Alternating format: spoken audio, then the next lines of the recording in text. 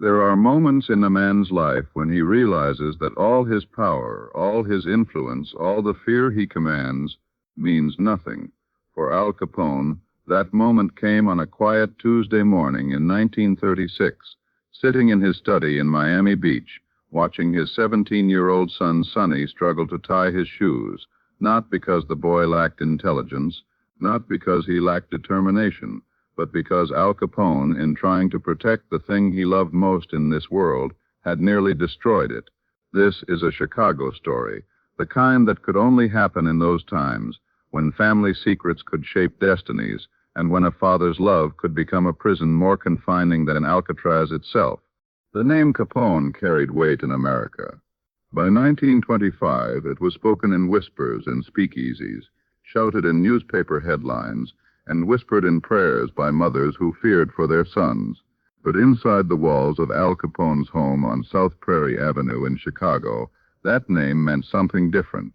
It meant protection. It meant provision. And for one small boy named Albert Francis Capone, called Sonny by his family, it meant living in a world wrapped in cotton, where every sharp edge had been softened, every danger anticipated, every challenge removed. Al Capone loved his son with the fierce protective instinct of a man who understood exactly how cruel the world could be. And when the doctors told him that his 3-year-old boy had lost most of his hearing due to an infection, that love became something else entirely. It became a mission. Sonny's hearing loss wasn't complete, but it was significant. In an era when such disabilities carried stigma, when they were whispered about like family shames, Al made a decision that would echo through decades. No one outside the family would know. Not the newspapers that chronicled Al's every move. Not the rivals who watched for any sign of weakness. Not even the closest associates who sat at his table and called him friend. May Capone, Al's wife, understood. She had seen how the world treated those who were different. How children could be cruel. How adults could be worse. They would create a fortress around their son, built not of concrete and steel, but of silence and secrecy. The boy would have private tutors instead of public schools, special doctors who made house calls and signed agreements of confidentiality. A world carefully constructed so that Sonny would never face the pointing fingers, the cruel laughter, the casual cruelty that marked those who were seen as less. Al told himself it was love. And perhaps in the beginning it was. But protection, when it becomes a way of life, can become its own kind of prison. By 1930, Sonny was 11 years old. He could read lips well enough to follow conversations. His speech, while affected, was clear to those who knew him. He was bright, curious, and desperately lonely. The boy who should have been playing baseball in empty lots was instead confined to carefully supervised activities. The child who should have been making friends and enemies in equal measure knew only the faces of adults who were paid to be in his presence. Al would watch from his office window as neighborhood children played in the street, their shouts and laughter drifting through the glass, and he would feel something twist in his chest when he saw his son watching too, pressing his face against the window with the look of someone gazing into a world he could never enter. May tried to bridge the gap. She arranged for children of family friends to visit, carefully vetted children whose parents understood the rules. No questions about why Sonny sometimes didn't respond right away. No mentions of where they had been or who they had seen. No breaking of the invisible walls that Al had built. But children sense pretense the way animals sense storms. The visits were stilted, artificial, the laughter forced, and Sonny, old enough now to understand what was happening, began to pull away from even these hollow connections. The crisis came, as these things often do, not with violence or drama, but with a simple, heartbreaking question. It was 1934. Al was facing increasing pressure from the federal government. The tax case that would eventually send him to prison was building momentum. The empire he had constructed was beginning to crumble, and the weight of it all was showing in his face, in the way he carried himself, in the patience he no longer had for small problems. Sonny was 15 then, taller than his father, with May's gentle eyes and Al's stubborn jaw. He had been reading again, something he did constantly, devouring books the way other boys his age devoured adventure. He came into Al's study that evening carrying a book about famous Americans, presidents and inventors and explorers, men who had shaped the world through their courage and their willingness to face challenges. "Papa," Sonny said, his voice carrying that slight hesitation that came when he wasn't sure he had heard something correctly. "The men in this book, they all did things, important things. They went places. They met people." Al looked up from the papers that covered his desk, financial records that told the story of an empire under siege. "They were brave," Al said, not really paying attention. "Yes," Sonny nodded. "But Papa, how can I be brave if I never get to be afraid?" The question hit Al like a physical blow. He looked at his son, really looked at him, and saw not the protected child he had been safeguarding, but a young man who was suffocating under the weight of that protection. "What do you mean?" Al asked, though he already knew. "I want to go to school," Sonny said simply. "A real school, with other boys my age. I want to try things and maybe fail at them. I want to make my own friends and my own mistakes." Al's first instinct was refusal. Immediate and absolute. The world was too dangerous. People were too cruel. The risks were too great.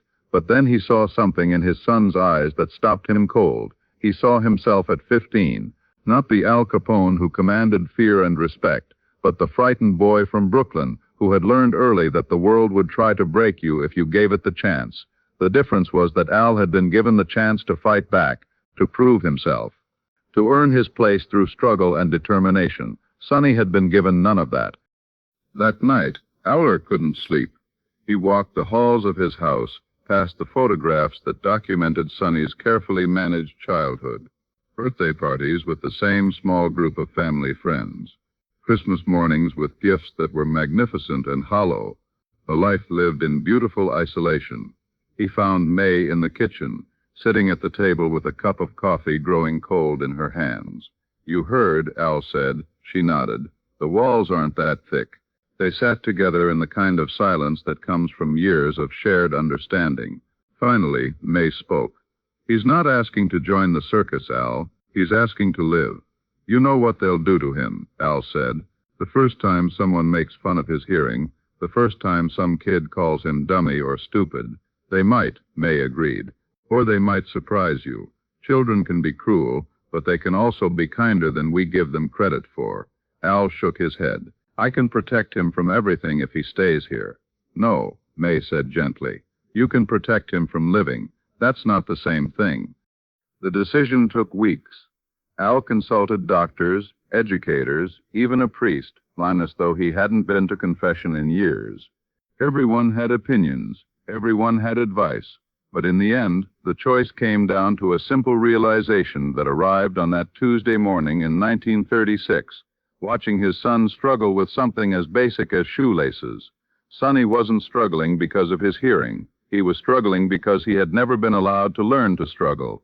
Every challenge had been removed. Every difficulty smoothed away. In trying to give his son everything, Al had given him nothing of substance. The boy needed to find his own way. He needed to discover his own strength. He needed to learn that he could face the world and survive it, not because his father's name protected him, but because he had the courage and character to protect himself. That afternoon, Al called his son into his study. "About that school," he said. Sonny's eyes widened. "We'll find the right one. A place where you can learn not just from books, but from being around other boys your age. But son, it won't be easy. People might not understand about your hearing right away. They might say things, 'I know, Papa,' and you can't use my name to solve problems. You'll have to find your own way." Sonny nodded seriously. "I want to find my own way." Al studied his son's face and saw something there that he hadn't noticed before. Determination, strength, the kind of inner steel that couldn't be given or inherited, only discovered through trial. "All right then," Al said. "We'll try it." Sonny Capone did go to school. He struggled at first, just as Al had feared. There were cruel comments about his speech. There were moments of frustration and embarrassment. There were days when he came home with the look of someone who had been tested and found wanting. But there were other days, too. Days when he came home excited about a friend he had made. Days when he talked about a problem he had solved on his own. Days when Al could see his son becoming not just the person he was meant to be, but the person he chose to be.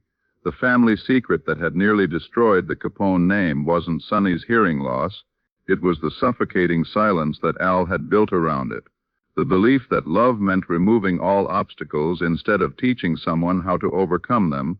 Al Capone learned something that autumn that all his power and influence had never taught him, that the greatest gift a parent can give a child isn't protection from the world's cruelties, but the strength to face them with dignity. Years later, after Al's death, Sonny would become Albert Francis Capone, a man who lived quietly but meaningfully. He married, had children, built a life defined not by his father's shadow, but by his own character. He never denied his heritage, but he never hid behind it either. And perhaps that was Al's greatest legacy, not the empire he built or the fear he commanded, but the son he learned to let go of, the boy he loved enough to trust with his own life.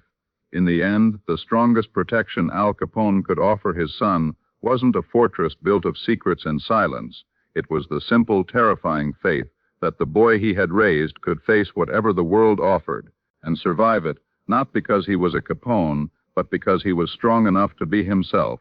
That's the kind of love that lasts, the kind that doesn't shield from storms, but teaches you how to stand in them. And that's a lesson worth remembering, no matter what name you carry. You know, folks, when I started researching these untold moments from Al Capone's life, I realized something. Behind every headline, every newspaper story, every legend, there was just a man, a father, a son, a brother. Al Capone, The Untold Moments, isn't about glorifying crime or violence. It's about remembering that even the most famous people in history were human beings with the same hopes, fears, and love for their families that we all share. And here's what I'd love to hear from you. Many of you lived through that era, or heard stories from parents and grandparents who did. Maybe your family knew someone who crossed paths with Al Capone. Maybe you have a story, a moment of kindness, a business dealing, a neighborhood encounter that the history books never recorded. Those are the stories that matter. Those are the moments that show us who people really were when the cameras weren't rolling and the newspapers weren't watching. If you have a memory to share, please leave it in the comments below. Your stories help us paint a fuller, more human picture of that remarkable time in American history. If this story touched something in your heart, if it reminded you of your own family's struggles with protecting the people you love, please hit that subscribe button. Your support means everything to this old storyteller. And if you enjoyed learning about the man behind the legend, let us know with a thumbs up.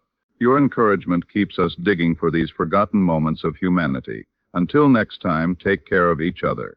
Because in the end, that's what really matters.